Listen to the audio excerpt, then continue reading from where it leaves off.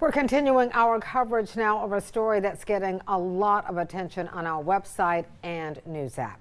Daniel Summers is in jail charged with kidnapping a 7-year-old girl in downtown Wilmington. And we're looking into why a judge decided to keep Summers in custody under no bond after he faced a judge on those charges Tuesday. WECT's Iryna Bertolotti talked with the district attorney about this case. So Iryna, Jason Smith told you the new Iryna's law may have played a part in keeping Summers in jail. Yeah, that's right, John. The DA said the judge did not specify in her ruling why she ordered Summers held under no bond, but Smith said Summers remaining in custody helps keep him and others safe. Iryna's law is named after the Ukrainian woman who died after being stabbed on the rail train in Charlotte.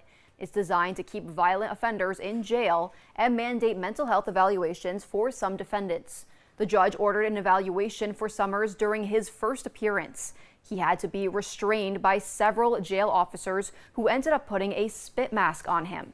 Smith said the new law may be a part of the reason for Summers to be held, but there could be other reasons as well. I can say this: the General Assembly has passed Iryna's law to protect the community from violent offenders, and part of that is to be able to hold defendants under no bond. I reached out to the presiding judge in the case, Melinda Crouch, and asked if Iryna's law played a role in her decisions yesterday. I have not heard back yet. Iryna Bertolotti, WECT News.